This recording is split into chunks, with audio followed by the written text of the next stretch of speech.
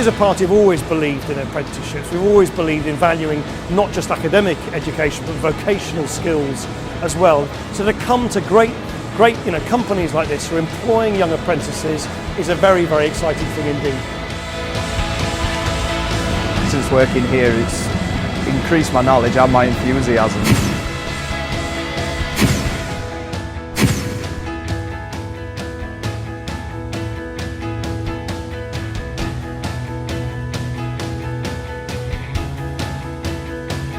Do you think lots of jobs in the green economy for the future? Oh yeah, definitely. Because everyone's so excited about it. Your enthusiasm is actually contagious, isn't it? It's wonderful.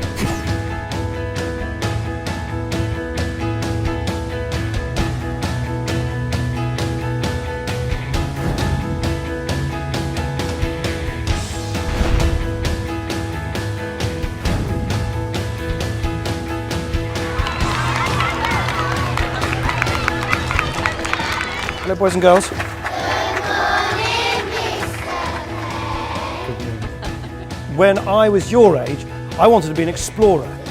Anyway, I ended up being a politician instead. So I was quite naughty at primary school. Yeah, I know. Don't follow my example. It is just so uplifting. You know, I see as a father of young children that what happens to a child in those first crucial, precious years in life is so unbelievably important. If you give them the best start in life, that really puts us in such good stead as a society in many years to come. It's hard work. It's very hard work. It's harder than facing the House of Commons, I tell you. It's also making me immensely hungry.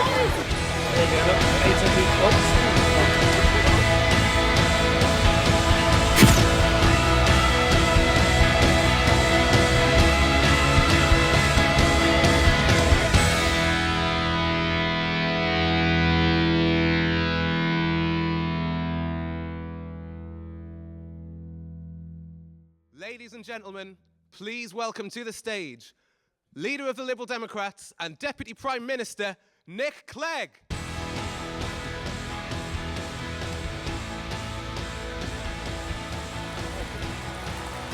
Thank you.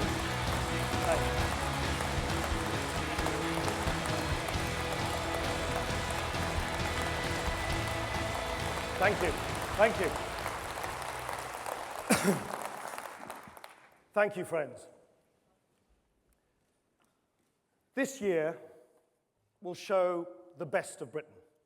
The Olympics, the Diamond Jubilee, a nation proud of our past, but with our face to the future. A nation that treasures liberty, honours hard work, and values fair play and fair chances. That's the character of our country. Strong, confident, united.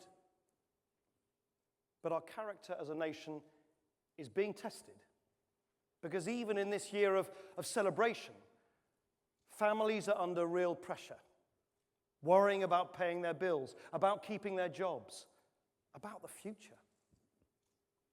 Now, the road to full recovery for our economy will be long, and it will be hard. Anybody who says there's a quick or easy way out is kidding themselves. So the coalition government is working hard to clean up after the financial storm of 2008, sweeping up Labour's mess and keeping our economy safe.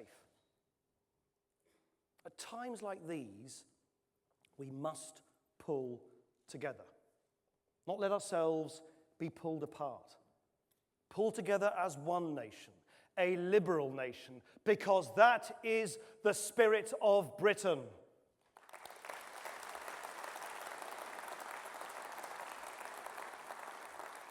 Now, some of our critics think there's something slightly un-British about liberalism. Actually, a fair number think there's something slightly un-British about me.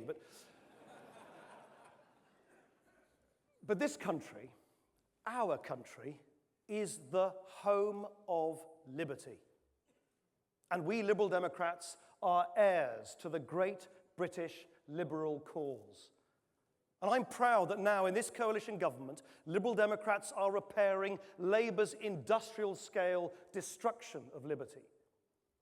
Reversing 28 days of detention without trial, destroying the DNA records of innocent people held by the state, ending the illiberal nonsense of ID cards. British liberties restored by British liberals.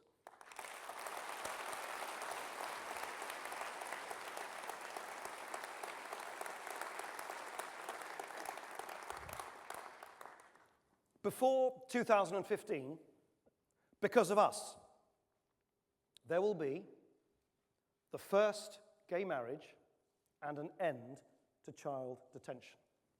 The first bank levy and an end to huge tax loopholes for the rich. The first elections to the House of Lords and an end to control orders. The first coalition government in our lifetimes and an end to the myth that Liberal Democrats can't govern.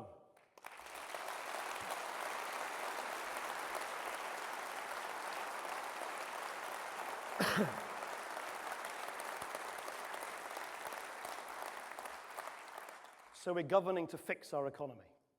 We're governing to fight for fairness. We're in government and we are on your side. So yes, these are hard times, but this will be a good year for a great nation, a good year for Britain. But let me tell you, this will be a good year for British liberalism too. Our biggest challenge is to rescue our economy.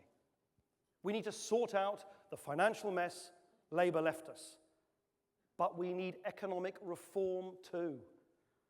We need a new economy that serves not 1 square mile, but one nation. Not creative accounting, but creative industries. Not the city, but all of our cities. Healing that divide between north and south. That's why our regional growth fund that Ian Wrigglesworth has just been talking about is investing £2.5 billion, creating more than 300,000 jobs in the areas that need them most. And we will bring sanity and responsibility to our banking sector. That's why we've put up the bank levy and why we are protecting high street banks from risky investments. We will free our cities. That's why we're striking deals with our biggest cities, Sheffield and Manchester, Liverpool and Leeds, Bristol and Birmingham, Nottingham and Newcastle, giving all of these great cities new powers, new opportunities to be the engines of growth once again. And we will rebalance power in the workplace.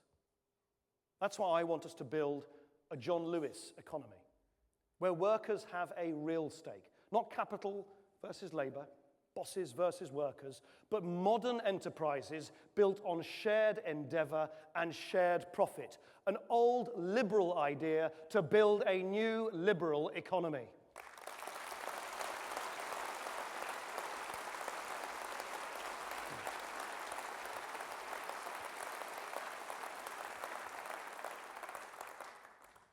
And a sustainable economy, one that protects the environment, tackling climate change, green jobs for the future, green apprenticeships, a Green Deal to cut energy bills.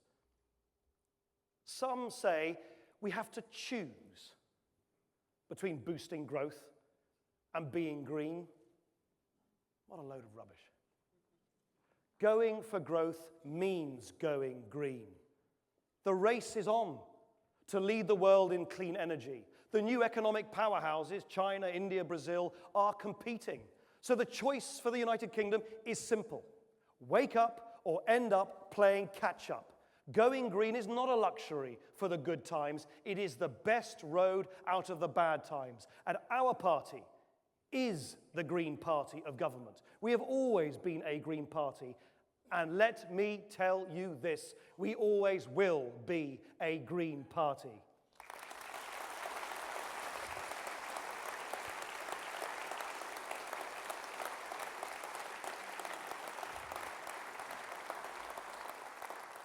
And on that, let me pay tribute to Chris Hume, architect,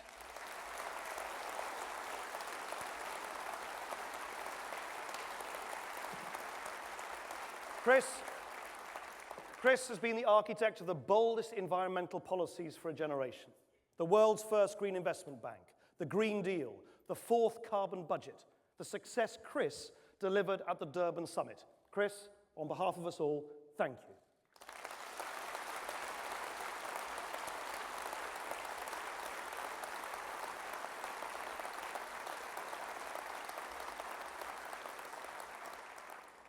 Because we need an economy fit for the future to pull us out of this economic downturn. And in these hard times, we have to look out for each other.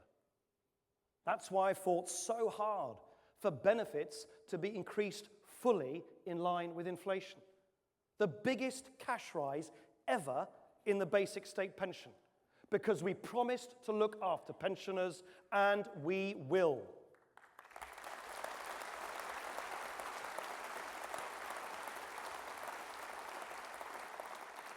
And benefits for the unemployed were protected too. Now, not everyone agreed with me on this at the time.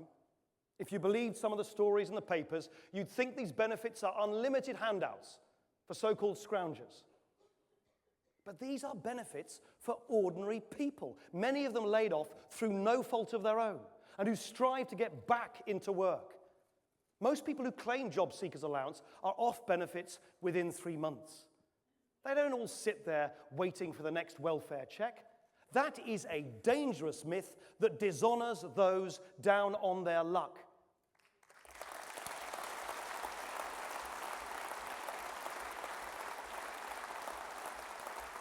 A friend of mine recently told me about his memories of his own father becoming unemployed.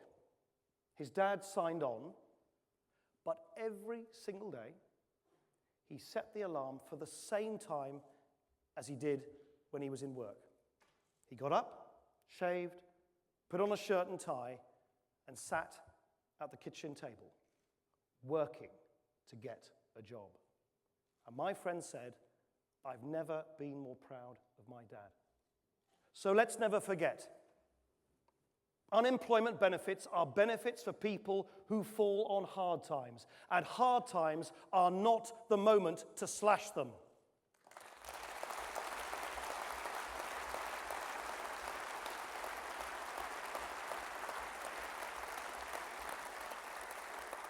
But if you are on benefits, you owe it to the nation, to yourself and to your family, to strain every sinew to find a job, to get up every day, just like my friend's dad at the kitchen table, and work at finding a job. And that's why I am a strong supporter of the basic idea driving the coalition's welfare reforms, to make work pay, boost independence, and give real help finding a job, rather than leaving people stuck on the dole, enslaved by poverty.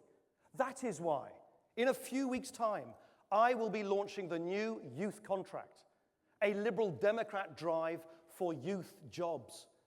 20,000 more apprenticeships, 160,000 new jobs, and 250,000 work experience places. A £1 billion scheme to get every jobless youngster earning or learning, getting all our young people earning or learning. Because no matter how hard things may be, we will never, ever leave our young people behind.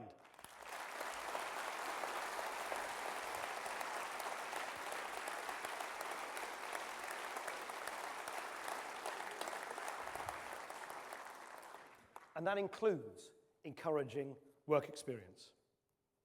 Now, there's been some controversy about this policy recently, but I make no apology for it, because we are doing the right thing.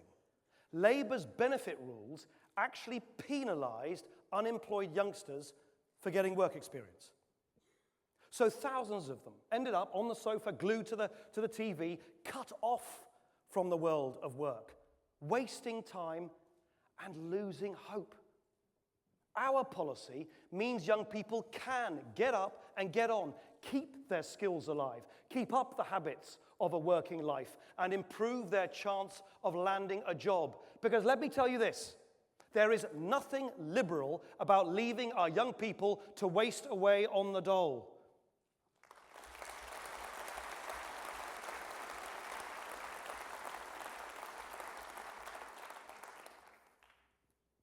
So, we all have a part to play, a duty to the nation.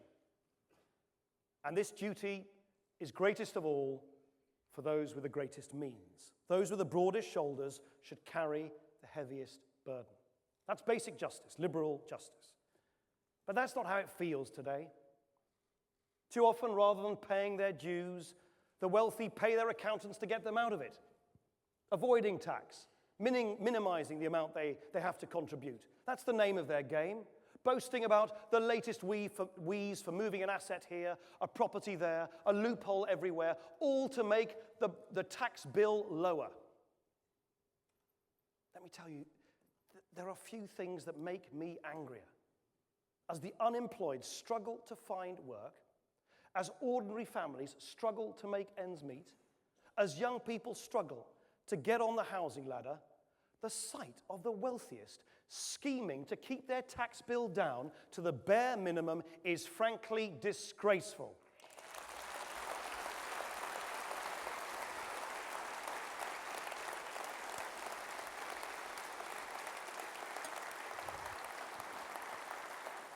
Multimillionaires avoiding tax by moving their money around. So we will call time on the tycoon tax dodgers and make sure everyone pays a fair level of tax. We've already raised capital gains tax, cut tax reliefs for the wealthiest, clamped down on tax avoidance at the top, and we will go further. Because the Liberal Democrats, we have a crystal clear approach, a philosophy of tax as old as our party, described by Mill, pursued by Gladstone, implemented by Lloyd George. Tax wealth, not wages. And that is why we will raise the income tax threshold to £10,000. A radical tax policy, our tax policy.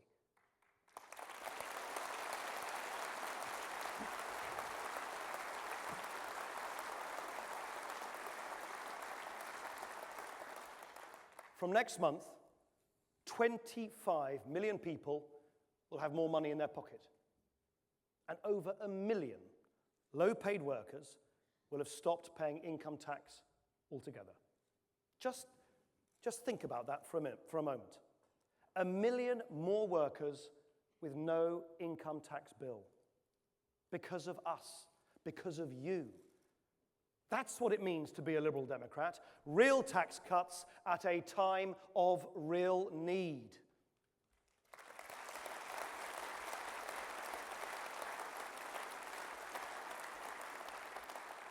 But we have more to do.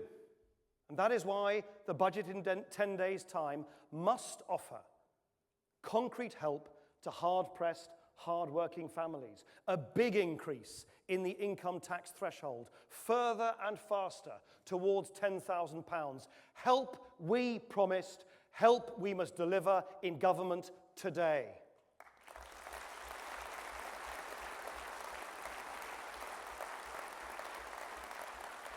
I want that budget to show how we are anchoring this government in the centre ground.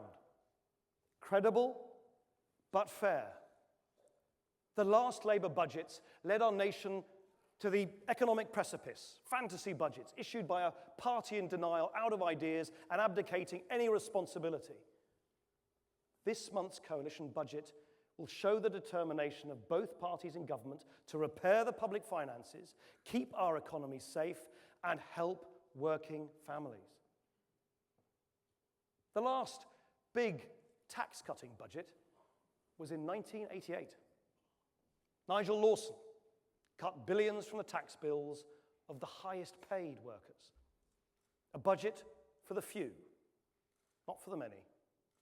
But this year's coalition budget must be a budget for fairness. Not an 80s Lawson budget, but a modern, liberal budget.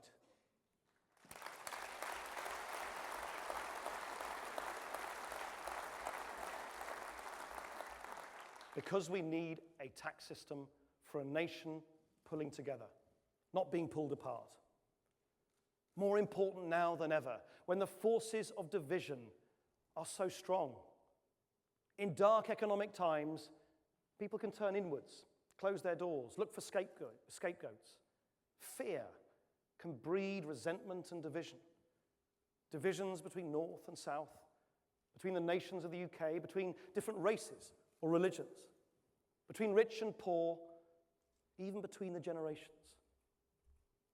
Britain has such a proud record of diversity and tolerance. But we cannot be complacent, because when the economy weakens, prejudice can breed. So let's fight it in every corner of our nation. We're bringing forward proposals for gay marriage, already provoking fierce debate.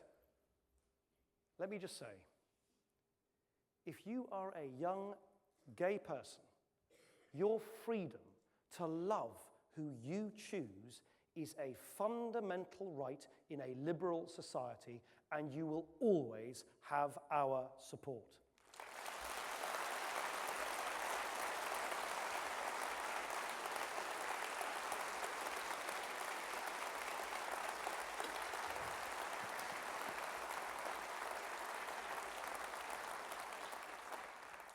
And let's also fight for liberalism in London, where just one more Liberal Democrat member of the Assembly would ensure the BNP gets kicked off.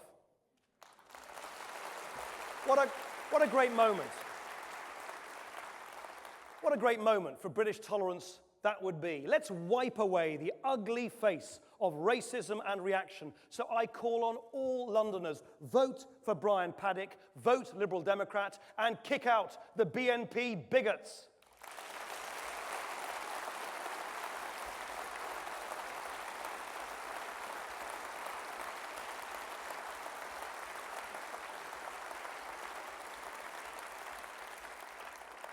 I also want to say a word or two about Scotland.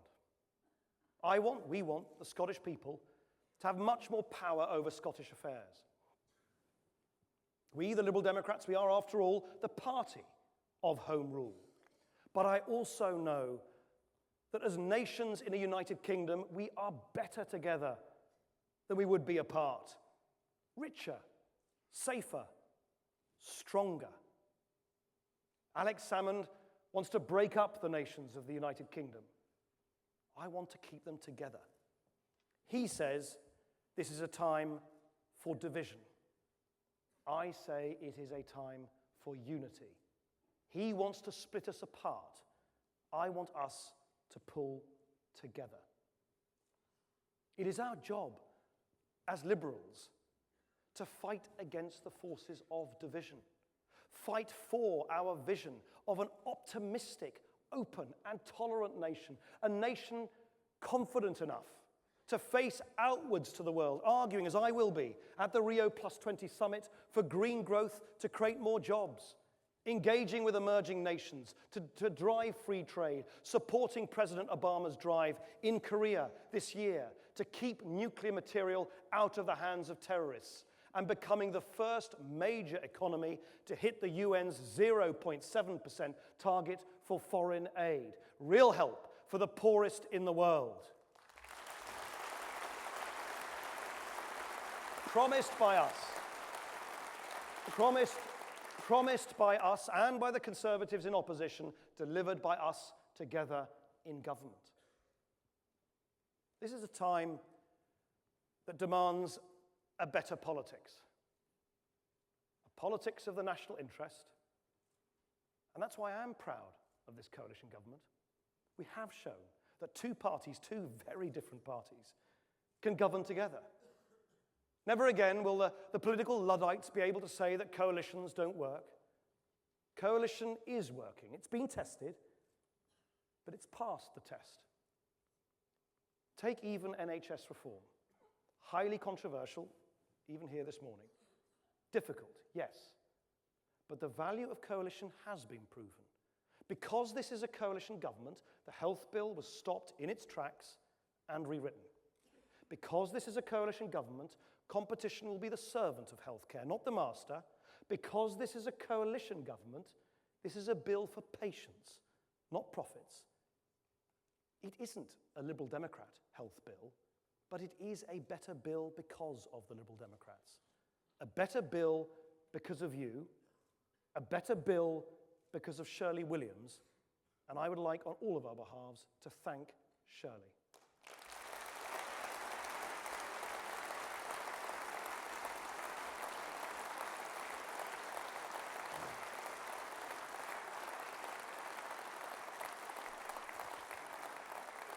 So I'm proud of how Coalition is working, but I'm a whole lot more proud of us, of you.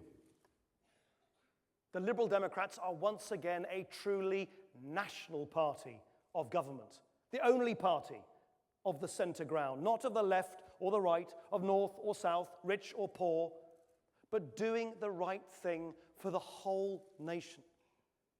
The other parties they're just bound and gagged by vested interests. We're not, and I know that's true, by the way, because I saw in the papers this morning that the only person in the party against the tycoon tax is one of our very own tycoons.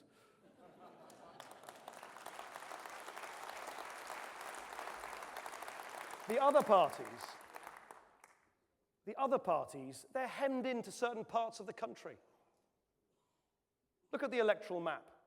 Blue seats in the south, red ones in the north. Look at where the money comes from. Trade unions on one side, city financiers on the other.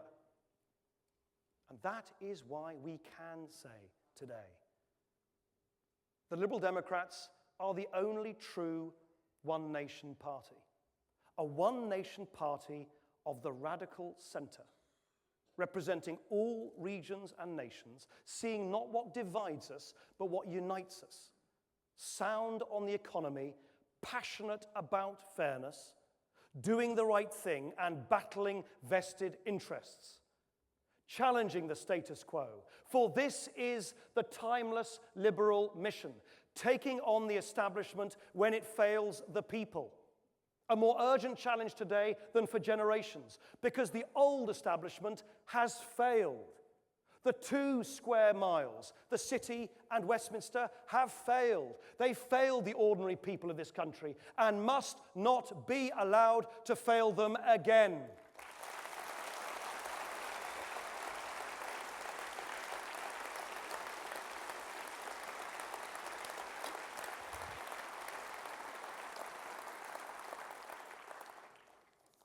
Now that we're in government, people might ask if we can still be the party that challenges the establishment. The answer to that is an emphatic yes. I may be Deputy Prime Minister, but let me tell you, I am as much of a radical as ever. Joe Grimond described the Conservatives of all parties.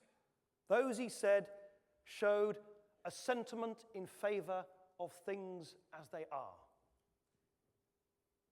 Things as they are means an economy for executives, not ordinary workers.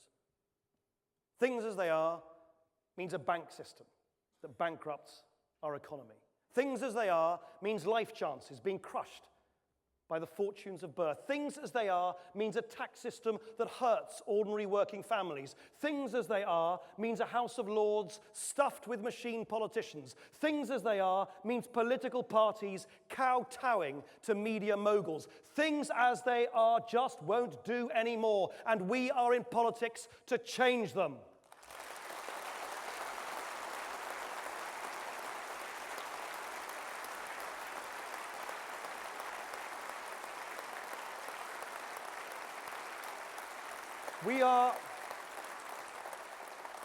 We are the pioneers of British politics. Our eyes on the horizon. By 2015, we will have done a lot, but we will still have plenty left to do. Take education, a touchstone issue for our party. We will have changed the landscape by the end of this Parliament, spending £2.5 billion a year on our pupil premium, to strengthen our schools and create new opportunities for our children. But that's just the beginning. So I want our ambitions for education to be at the very heart of our manifesto in 2015. Education that delivers on the liberal promise that every child can go as far as their talent will take them. That is what we Liberal Democrats will fight for. So 2015 is not the destination. 2015 is a staging post. This country will be a more liberal nation, but we will just be beginning to tackle the deep problems that cramp the lives of our citizens and hobble our economy. Because, let me tell you this, in 2015, we won't be looking back, asking people to thank us for what we have done. We will be looking forwards and asking for their support for what we can do together in the future. We won't have finished the job in 2015. We will just be getting started. Just getting started on making this nation stronger, fairer, greener, freer, a more liberal Britain with every passing year. That's the prize. So let's get out there and fight for it. Thank you.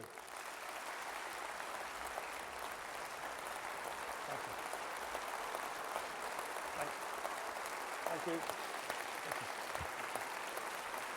Thank you. Thank you very much. Thank you. Thank you. Thank you.